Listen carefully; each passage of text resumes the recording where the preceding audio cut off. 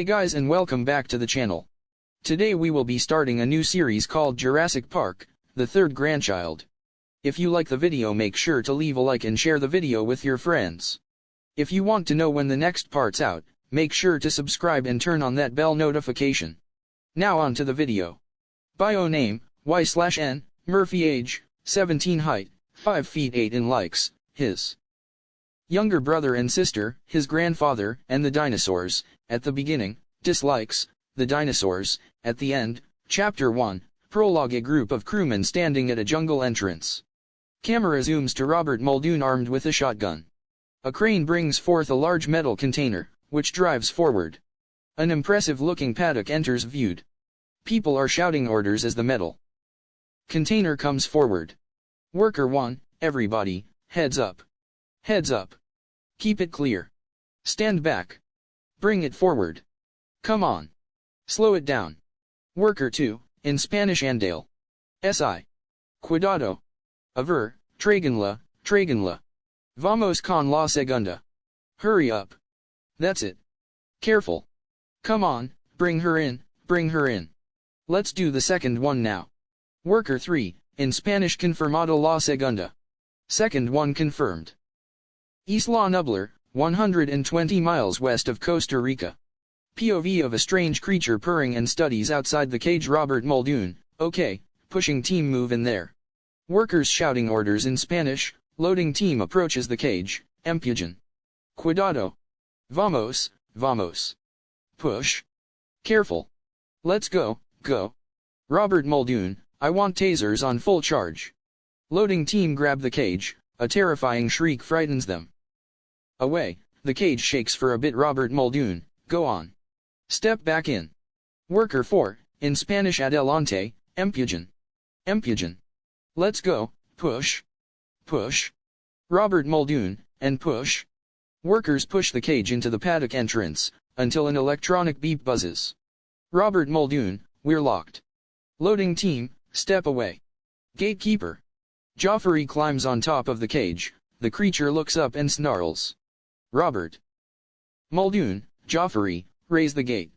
Joffrey begins to raise the gate. The creature suddenly shrieks and rams the back of the cage, shoving the metal container backward and knocking Joffrey to the ground. It begins pulling him into the cage. Muldoon grabs hold of him. Robert Muldoon, block the opening. Don't let her get out. Worker 2, somebody help him. Robert Muldoon, work her back. The workers begin tasering the creature, which looks Muldoon in the eye. Robert Muldoon, shoot her. Joffrey groans, and the creature pulls him through Muldoon's grip. Gunfire is heard as the scene transits. The scene begins with anxious lawyer Donald Gennaro balancing his weight on a raft, being pulled onto land. He is very out of place here. The screen caption reads, Mano de Dios Amber Mine. Dominican Republic. Juanito, speaks Spanish, apuesto 1000 pesos a KSECAE, I bet 1,000 pesos he falls. Donald Gennaro, hola, Juanito. Juanito, hola, bienvenido. Hello, welcome, Gennaro, what's this I hear at the airport? Hammond's not even here? Juanito, he sends his apologies. Gennaro, we are facing a $20 million lawsuit by the family of that worker, and you're telling me Hammond can't even be bothered to see me? Juanito, he had to leave early. He wants to be with his daughter, she's getting a divorce. Gennaro, well, I understand that. But we've been advised to deal with the situation now. The insurance company. Gennaro slips, and Juanito helps him up. Juanito, you okay? Gennaro, the underwriters feel the accident has raised some very serious safety questions about the park. That makes the investors very anxious. I had to promise to conduct a very thorough, on-site inspection. Juanito pauses, as a donkey brays in the distance. Juanito, Hammond hates inspections. They slow everything down. Gennaro, Juanito, they'll pull the funding. That'll slow him down even more. Minor, calling out to Juanito in Spanish, Jeef. Encontramos otro mosquito. Boss. We've found another mosquito, Juanito, in Spanish, ¿Estás seguro? Are you sure? Minor, in Spanish, Si, venga. Yes, come on, Juanito, In Spanish, a ver, muéstrame. Go on, show me. Gennaro follows into the mine, then bangs his head on a low-setting wooden beam. Juanito, watch your head. Gennaro, slightly dazed, if two experts sign off on the island, the insurance guys will back off. I've already got Ian Malcolm, but they think he's too trendy. They want Alan Grant. Juanito gestures for the amber as it gets polished. Juanito, Grant. Haha, you'll never get him out of Montana. Speaks Spanish, luz. Más luz. Light. More light. Gennaro, and why not? Juanito calls out to the workers in Spanish. Juanito, muchachos, échenme luz. Guys, give me some light. Miners reply affirmatively in Spanish. Gennaro, why not? Juanito, while examining the amber, because Grant's like me, he's a digger. Chuckles and speaks Spanish looking to the mosquito, que lindo eres. You're a pretty one.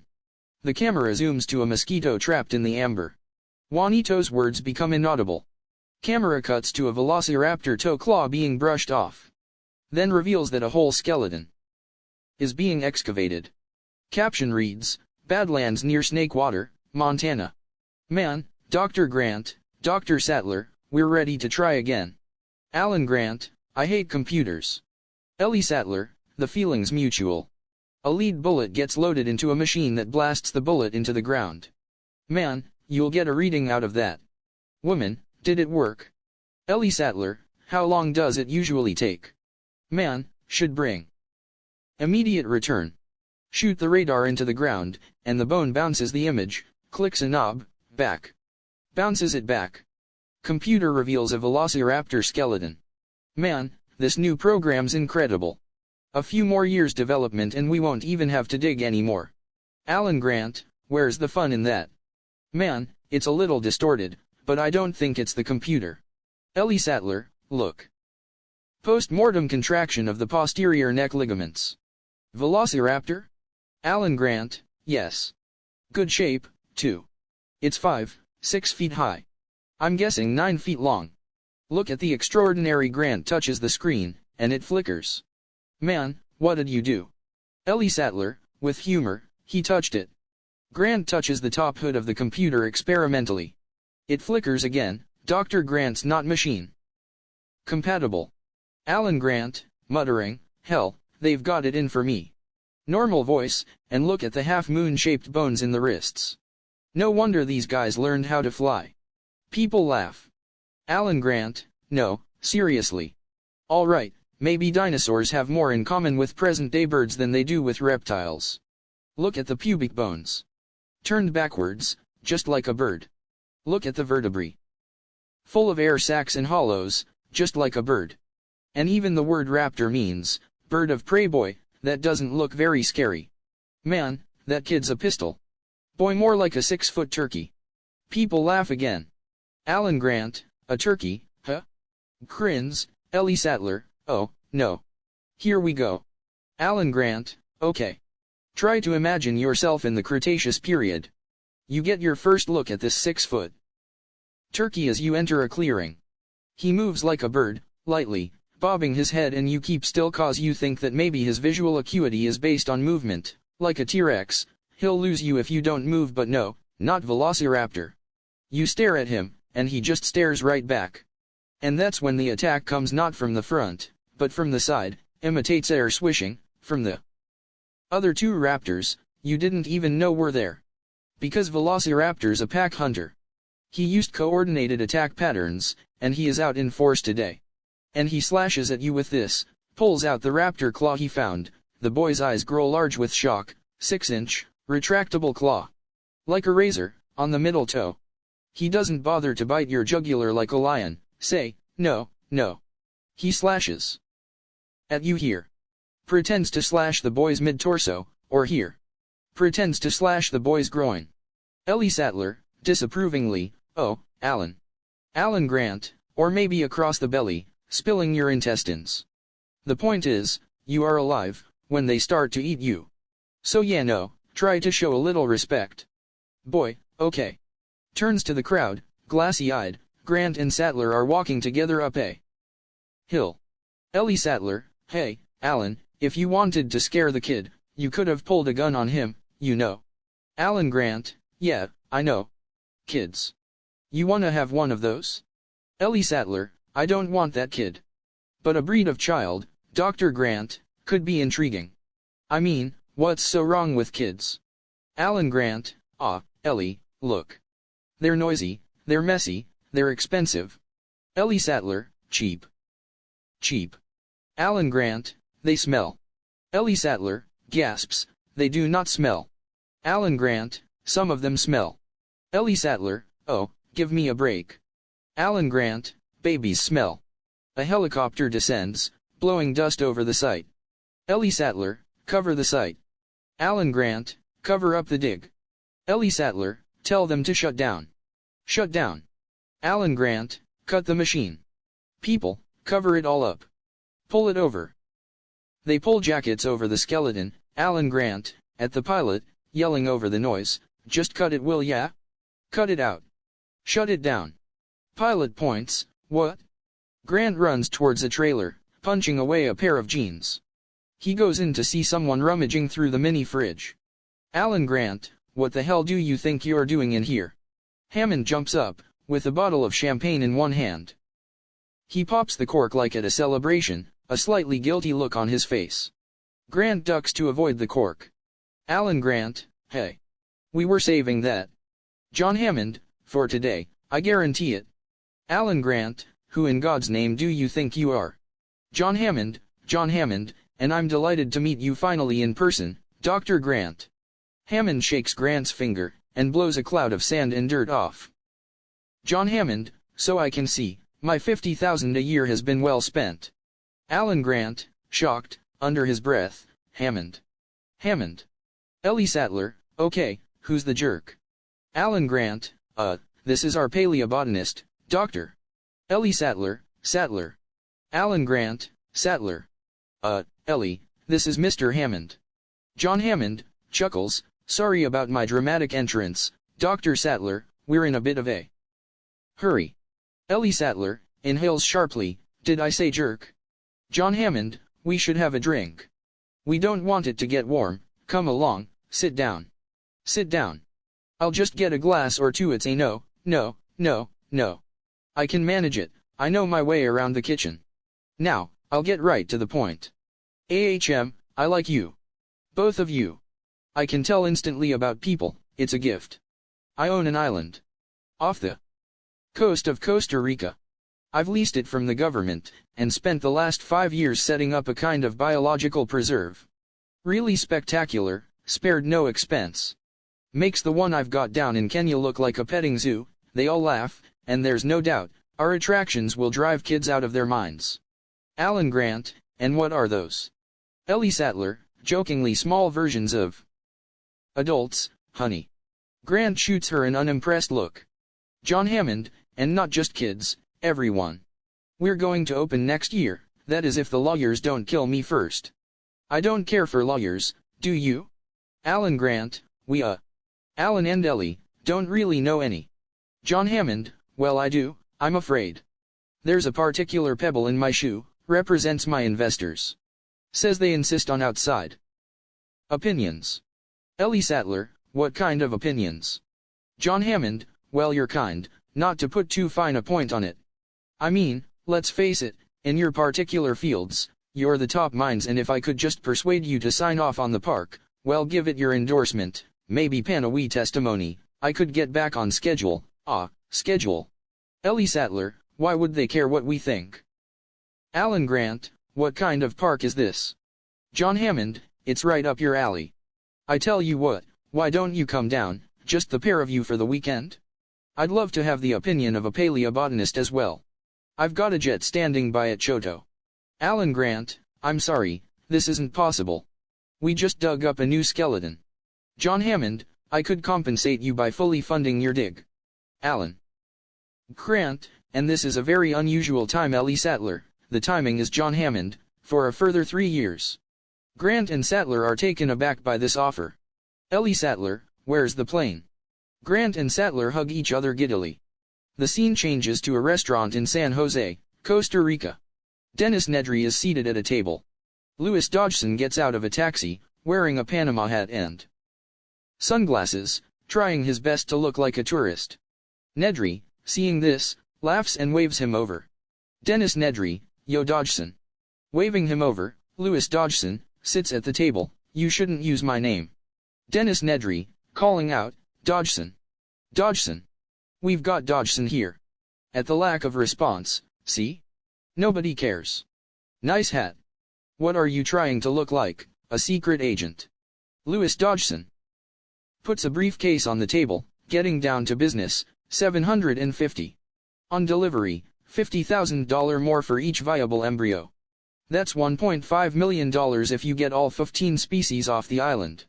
Dennis Nedry, oh, I'll get 'em all. Louis Dodgson, remember viable embryos. They're no use to us if they don't survive. Dennis Nedry, how am I supposed to transport them?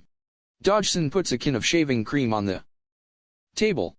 Louis Dodgson, the bottom screws open. Dennis Nedry, that's great. Oh my god. Louis Dodgson, it's cooled and compartmentalized inside. Dennis Nedry, you guys that's great. Louis Dodgson, customs can even check it if they want to. Dennis Nedry, let me see.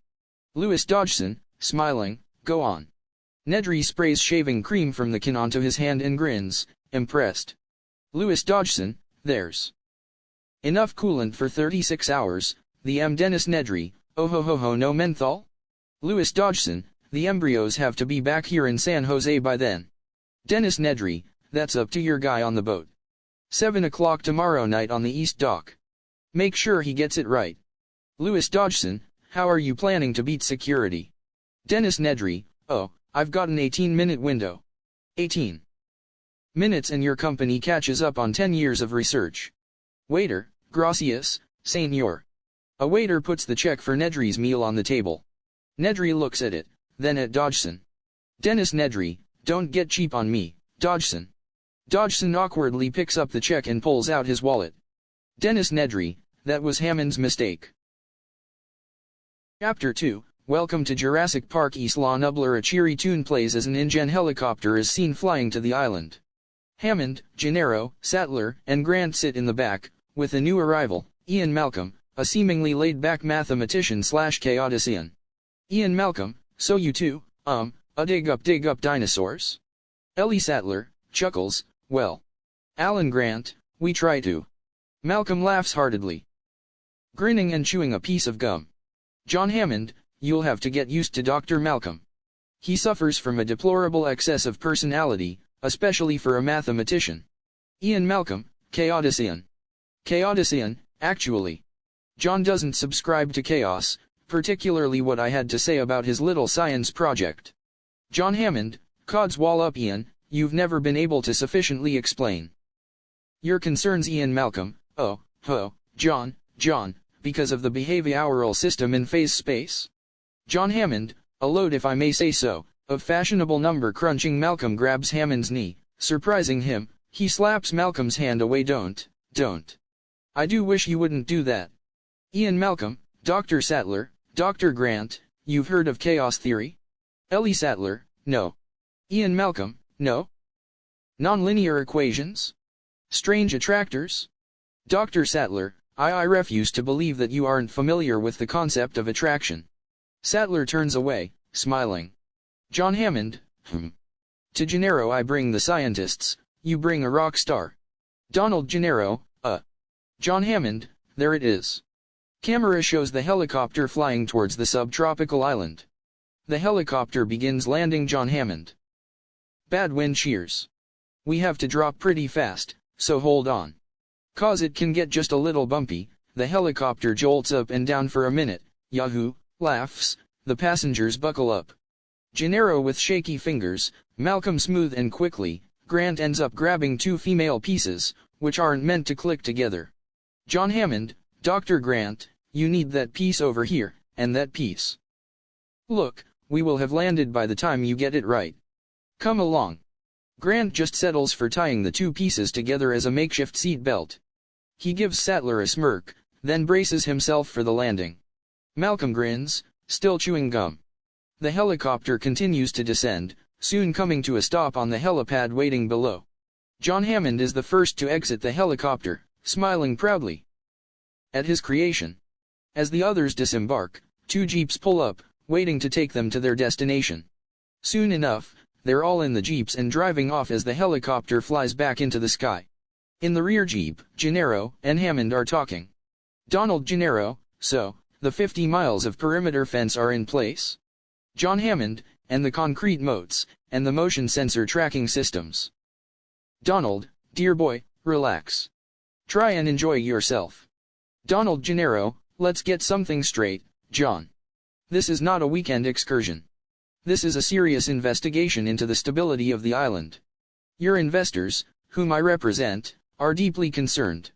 In 48 hours, if they're not convinced, I'm not convinced. I'll shut you down, John. John Hammond: in 48 hours, I'll be accepting your apology. The jeeps drive further. Hammond is giddy with anticipation at this point. John Hammond: all right, slow down. Slow.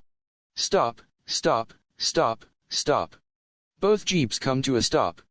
Ellie is holding a large plant leaf, examining it closely.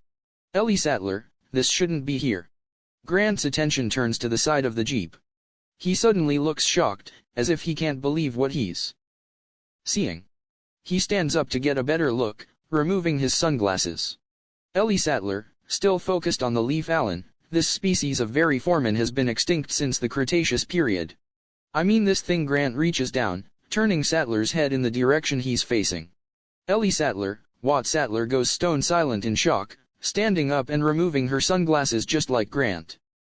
The camera angle pans, and we can finally see what they're staring at. It's a massive Brachiosaurus, towering over the trees. Grant and Sattler jump out of the jeep and get closer. Ellie Sattler: look at that. Alan Grant: it's a dinosaur. Ellie Sattler: uh-huh. Hammond walks up to them, past the jeep that Malcolm's still in, chuckling to himself. Malcolm himself is awestruck. Ian. Malcolm, you did it. You crazy son of a bitch, you did it. Grant and Sattler are still looking at the Brachiosaur in amazement. Alan Grant: we could tear up the book on cold-bloodedness. It doesn't apply. They're totally wrong. This is a warm-blooded creature. Ellie Sattler: this thing doesn't live in a swamp. Alan Grant: this thing's got a 27-foot neck. John Hammond: Brachiosaur? 30. Alan Grant: 30 feet. The Brachiosaur rises up on its rear legs, taking a bite of some leaves from the top of a tree.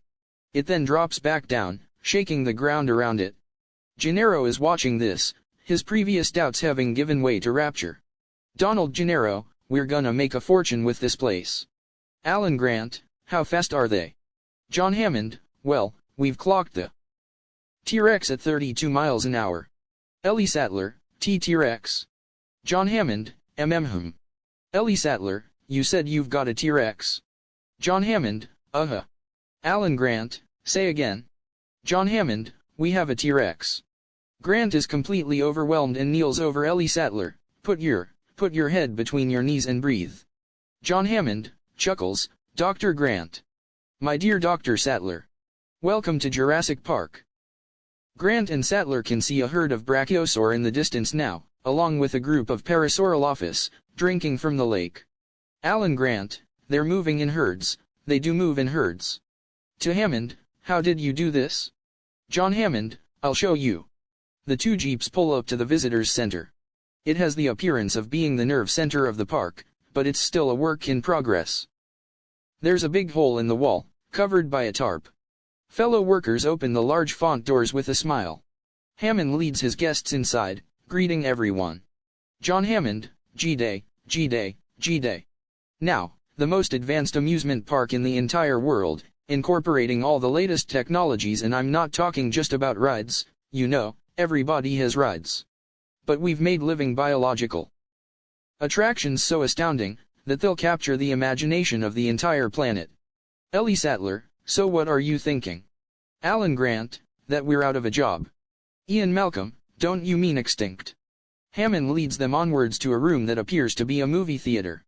Several seats with protective bars like roller coaster chairs sit in front of a screen. John Hammond: why don't you all sit down? Donald, Sit down, sit down. As they take seats, Hammond walks up to the screen, where another Hammond, Screen Hammond, walks up to meet him. John Hammond, here he comes. Well, here I come, yes.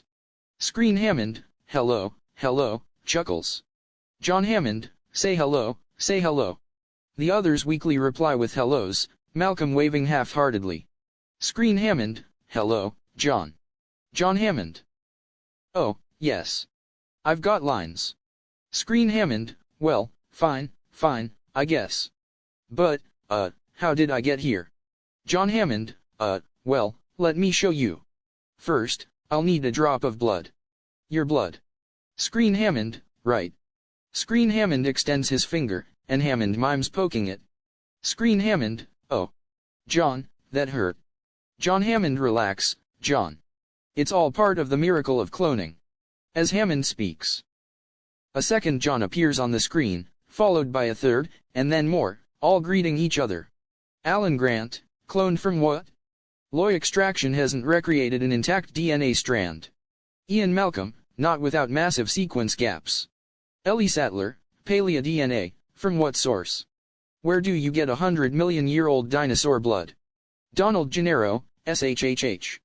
On the screen, an animated swirl appears from S. Hammond's finger. A cartoon DNA strand pops up over the shoulder of Hammond opposite the way he's facing, and taps his shoulder, zipping to the other side. Screen Hammond, what? What? Sees the DNA strand. Oh. Mr. DNA. Where did you come from? Mr. DNA, from your blood. Just one drop of your blood contains billions of strands of DNA, the building blocks of life. A DNA strand, like me, is a blueprint for building a living thing. And sometimes animals that went extinct millions of years ago, like dinosaurs, left their blueprints behind for us to find. We just had to know where to look. 100 million years ago, there were mosquitoes just like today, and just like today, they fed on the blood of animals. Even dinosaurs. Sometimes after biting a dinosaur, the mosquito would land on the branch of a tree and get stuck in the sap. After a long time, the tree sap would get hard, and become fossilized just like a dinosaur bone, preserving the mosquito inside. This fossilized tree sap, which we call amber, waited for millions of years with the mosquito inside. Until Jurassic Park scientists came along, using sophisticated techniques, they extract the preserved blood from the mosquito, and, bingo, dino DNA. A full DNA strand contains 3 billion genetic codes. Mr. DNA is now standing in front of a screen with data flying everywhere. Mr. DNA, if we looked at screens like these, once a second for 8 hours a day, it'd take 2 years to look at the entire DNA strand. It's that long. Since it's so old, Mr. DNA is suddenly dragged off screen when he's caught by one of the flying data chunks. He soon reappears back on screen and continues talking. It's full of holes. Now, that's where our geneticists take over. Thinking machine supercomputers and gene sequencers break down the strand in minutes, and virtual reality displays show our geneticists the gaps in the DNA sequence. We used the complete DNA of a frog to fill in the code, and complete the code. Phew. And now we can make a baby dinosaur. John Hammond, this score is only temporary. It all has very dramatic music, of course. Rum-pum-pum. A little march or something that hasn't been written yet, and then, of course, Hammond clicks a button on a remote, the tour moves on. The safety bars click into place, and the seats begin to move, carrying them past glass windows, through which they can see scientists hard at work. Mr. DNA, over PA, well, looky here. Those hard-working cowpokes you see behind the glass. Donald Gennaro, this is overwhelming, John. Are these characters autoerotica? John Hammond, no, we have no animatronics here. These people are the real miracle workers of Jurassic Park. Mr. DNA, over PA, in unfertilized emu or ostrich eggs. And it's no Alan Grant. Wait a minute. How do you interrupt the cellular mitosis? Ellie Sattler, can't we see the unfertilized eggs? John Hammond, shortly. Mr. DNA, over PA, now a whole team of genetic engineers goes to work on Alan Grant. Can't you stop these things? John Hammond, I'm sorry. It's kind of a ride. Malcolm looks over at Grant and puts his hands on the bars. Sattler joins in. Alan Grant, 1, 2, 3. Grant, Ellie, and Malcolm work together and push up safety bars, getting out of their seats and walking off. Hammond scoffs at their behavior and lifts up the bars, walking after them. Donald Gennaro, you can't do that. Can they do that? The group makes their way into the genetics lab. All around them, scientists are hard at work doing what needs to be done to bring dinosaurs back into existence. Ray Arnold, over the PA system, a reminder, the boat for the mainland will be leaving at 1900 hours. All personnel be at the dock no later than 1845. No exceptions. Hammond walks up to the head geneticist, Dr. Henry Wu. John Hammond, G-Day, Henry. Henry Wu, good day, sir. Ellie Sattler, it's turning the eggs. Grant sees that one of the eggs is shaking violently, like it's about to hatch. Henry Wu, oh, perfect timing. I was hoping they'd hatch before I had to go to the boat. John Hammond, Henry. Why didn't you tell me? I insist on being here when they're born. Hammond positions himself in front of the shaking egg. John Hammond, come on. Come on, little one. The egg begins to crack as the dinosaur inside pushes its way out. John Hammond. Very good. Push. Ellie Sattler, oh God. John Hammond, push. Come on. Come on. Come on, then. The dinosaur pushes its way out of the shell, its small head coming into view. John Hammond, there you are. There. They imprint on the first creature they come in contact with. Helps them to trust me. I've been present for the birth of every creature on this island. Ian Malcolm, well, surely not the ones that have bred in the wild. Henry Wu, actually, they can't breed in the wild. Population control is one of our security precautions. There is no unauthorized breeding in Jurassic Park. Ian Malcolm, and how do you know they can't breed? Henry Wu, well, that's because all the animals in Jurassic Park are female. We've engineered them that way. John Hammond, is helping the baby dinosaur free from the shell. There you are. Ellie Sattler, oh my God. Look at that. Alan Grant, carefully picks up the baby dinosaur. Blood temperature seems like about high 80s, maybe. John Hammond, Wu? Henry Wu, checks 91. Grant picks up the eggshell, only for it to be snatched away by the robot arm. Ellie Sattler, homeothermic. It holds that temperature? Henry Wu, yep. Ian Malcolm, but, again, how do you know they're all female? Did someone go out into the park and, lift up all the dinosaurs' skirts? Henry Wu, we control their chromosomes. It's really not that difficult. All vertebrate embryos are inherently female anyway. They just require an extra hormone given at the right developmental stage to make them male. We simply deny them that. Ellie Sattler, deny them that. Ian Malcolm, John, the kind of control you're attempting here is, it's not possible. If there's one thing that the history of evolution has taught us, it's that life will not be contained. Life breaks free, expands to new places and crashes through barriers. Painfully, perhaps even dangerously. But, well, there it is. John Hammond, there it is. Henry Wu, you're implying that a group composed entirely of females will breed? Ian Malcolm, no, I'm simply saying that life, finds a way. Grant is now taking another look at the baby dinosaur. He has a suspicion about what it is, now, and it's a troubling one. Alan Grant, what species is this? Henry Wu, it's a velociraptor. Alan Grant, you bred raptors? Wu nods slowly. Grant looks down at the baby raptor. The small little dinosaur in his hand will one day grow up to be an incredible killer. A terrible raptor shriek comes from the raptor pen, which is the same one from the opening scene. John Hammond, Dr. Grant. The others follow Grant up to the staff viewing area, a long walkway wrapping around the concrete structure. John Hammond, as I was saying, we've laid on lunch for you before you set out into the park. Our gourmet chef Alejandro. Alan Grant, what are they doing? A cow is lowered into the pen, lowing with fright. John Hammond, oh, feeding them. Alejandro is preparing a delightful menu for us, Chilean sea base, I believe. Shall we? The group watches as the cow gives out a loud low of fright, and soon, snarling noises take over, followed by horrible noises and the cow squealing in pain and terror. The trees in the pen shake violently. The scientists watch with interest, or, in Ellie's case, disgust. Robert Muldoon, they should all be destroyed. Hammond, laughs, Robert Muldoon, my game warden from Kenya. A bit of an alarmist, I'm afraid, but knows more about raptors than anyone. Alan Grant, what's their metabolism, what's their growth rate? Robert Muldoon, they're lethal at 8 months. And I do mean lethal. I've hunted most things that can hunt you, but the way these things move.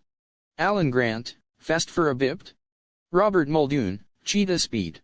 About 50 or 60 miles per hour if they ever got out in the open, and they're astonishing jumpers. John Hammond, yes, that's why we're taking extreme precautions. To Ellie, the viewing area under here. Alan Grant, do they show intelligence? Robert Muldoon, they're extremely intelligent. Even problem-solving intelligent. Especially the big one. We bred 8 originally, but when she came in, she took over the pride and killed all but 2 of the others. That one, when she looks at you, you can see she's working things out. That's why we have to feed them like this. She had them all attacking the fences when the feeders came. Ellie Sattler, but the fences are electrified though, right? Robert Muldoon, that's right, but they never attack the same place twice. They were testing the fences for weaknesses systematically. They remember. The crane moves, lifting the harness that held the cow back up.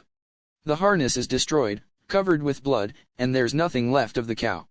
John Hammond, yes, well. Who's hungry? Everyone is now eating in a restaurant. Around them, videos are being shown, displaying future plans for Jurassic Park. Hammond's voice can be heard speaking over them. Hammond, recording more adventurous guests, of course, can opt for our Jungle River cruise, or for a close-up look at our majestic John Hammond. None of these attractions are ready yet, of course, but the park will open with the basic tour that you're about to take, and then other rides will come online 6 to 12 months after that. Absolutely spectacular designs. Spared no expense. Donald Gennaro, and we can charge anything we want. $2,000 a day, $10,000 a day, and people will pay it. And then there's the merchandising, which I personally, John Hammond, Donald. This park was not built to cater only for the super rich. Everyone in the world has the right to enjoy these animals. Donald Gennaro, sure. They will. I mean, we'll have a coupon day or something. Ian Malcolm, gee, the lack of humility before nature that's being displayed here, staggers me. Donald Gennaro, thank you Dr. Malcolm, but I think things are a little bit different than both you and I have feared. Ian Malcolm, yeah, I know. They're a lot worse. Donald Gennaro, now, wait a second now. We haven't even seen the park yet. There's no reason. John Hammond, Donald, let him talk. There's no reason. I want to hear every viewpoint. I really do. Ian Malcolm, yeah, don't you see the danger, John, inherent in what you're doing here? Genetic power's the most awesome force this planet's ever seen, but you wield it like a kid who's found his dad's gun. Donald Gennaro, it's hardly appropriate to start hurling accusations. Ian Malcolm, if I may. I'll tell you the problem with the scientific power that you're using here. It didn't require any discipline to attain it. You know, you read what others had done, and you took the next step. You didn't earn the knowledge for yourselves, so you don't take any responsibility for it. You stood on the shoulders of geniuses, to accomplish something as fast as you could, and before you even knew it, you've patented it, and packaged it, and slapped it on a plastic lunchbox, and now, bangs the table, you're selling it. You wanna sell it? Well, John Hammond, I don't think you're giving us our due credit. Our scientists have done things which nobody has ever done before. Ian Malcolm, yeah, but your scientists were so preoccupied over whether or not they could, they didn't stop to think if they should. John Hammond, condors. Condors are on the verge of extinction. Ian Malcolm, no. John Hammond, no. If I was to create a flock of condors on this island, you wouldn't have anything to say. Ian Malcolm, no, listen, this isn't some species that was obliterated by deforestation or, the building of a dam. Dinosaurs, had their shot, and nature selected them for extinction. John Hammond, I simply don't understand this kind of Luddite attitude, especially from a scientist. I mean, how can we stand in the light of discovery and not act? Ian Malcolm, oh, what's so great about discovery? It's a violent, penetrative act that scars what it explores. What you call discovery, I call the rape of the natural world. Ellie Sattler, well, the question is, how can you know anything about an extinct ecosystem? And therefore, how could you ever assume that you can control it? You have plants in this building that are poisonous. You picked them because they look good. But these are aggressive living things that have no idea what century they're in, and they will defend themselves violently, if necessary. John Hammond, Dr. Grant, if there's one person here who can appreciate what I'm trying to do. Alan Grant, the world has just changed so radically, and we're all running to catch up. I don't want to jump to any conclusions, but look, dinosaurs and man, two species separated by 65 million years of evolution, have just been suddenly thrown back into the mix together. How can we possibly have the slightest idea what to expect? John Hammond, I don't believe it. I don't believe it. You're meant to come down here and defend me against these characters, and the only one I've got on my side is the blood-sucking lawyer. Donald Gennaro, offended. Thank you. One of the waiters whispers to Hammond. John Hammond, well, they're here. The group is seen walking down the staircase in the front lobby of the visitor center. John Hammond, you four will have a spot of the company out in the park, get to spend a little time with our target audience. Lex and Tim Murphy, Grandpa. John Hammond, kids. They both hug him excitedly, knocking him back. Oh wait. Careful with the old man. Lex Murphy, we missed you. John Hammond, me, too. Lex Murphy, we loved the presents. Tim Murphy, they were great. John Hammond, did you enjoy the helicopter? Lex, yeah, it went down and we all went right up. John Hammond, we're your old brother. Y/N I'm right here, Grandpa. At the bottom of the stairs, Y/N stood looking up with a smile on his face. John gets up as everyone makes their way outside as two cars pulls up. John, now, kids, come away. Y/N not too close to the cars. John, aren't they lovely? Aren't they glorious, though? These will be your transports for the afternoon. Donald, no drivers? John, no. No drivers. They're electric. They run on this track in the middle of the roadway here. Totally non-polluting. Top of the line. Spared no expense. Lex hops in the first car in the passenger seat. Lex, it's an interactive CD-ROM. You touch the right part of the screen and it talks about whatever you want. John, Lex, you're all right in there. Y/N, ride with your siblings in the first car. Dr. Sattler, come with me. Dr. Grant, come in the second car. Ian, I'm gonna ride with Dr. Sattler. John Hammond walks back into the visitor center. Tim stands in front of Alan. Tim, I read your book. Alan, that's great. Tim, do you really think dinosaurs turned into birds and that's where they went? Alan, a few species may have evolved along those lines. Alan gets into the second car as Tim follows. Tim, because they sure don't look like birds to me. Alan then gets out of the car on the other side as Tim follows. Tim, I heard that there was this meteor, hit the Earth someplace down in Mexico, and made this big crater. Alan, listen. Tim. Alan, Tim, which car were you planning on? Tim, whichever one you are. Alan then starts to walk to the first car. Tim, then I heard about this thing in Omni about this meteor making all this heat. It made diamond dust and that changed the weather. Alan opens the back door of the first car as Tim gets inside. They died because of the weather. My teacher tells me about this book by a guy named Backer. He says. Alan shuts the door on Tim's face as he walks back to his car, but is stopped when Lex stands in front of him. Lex, she said I should ride with you cause it'd be good for you. Ray Arnold, on PA system, the boat is now loading. Everyone must be on the dock for the 1900 departure. Inside the visitor center, John and Robert Muldoon walks into the control room. Robert Muldoon, National Weather Service is tracking a tropical storm about 75 miles west of us. John, why didn't I build in Orlando? Robert Muldoon, I'll keep an eye on it. Maybe it'll swing south like the last one. John, Ray, start the tour program. Ray, hold on to your butts. Ellie, on TV, and why did they put the fiberglass thing? Lex, I know. The car starts to move as in the first car is, Y/N, in the driver's seat, Donald in the passenger seat and Tim and Lex in the back. In the second car Alan sits in the driver's seats with Ellie in the passenger seats, while Ian was sitting in the back. Donald, you want to join the future, right?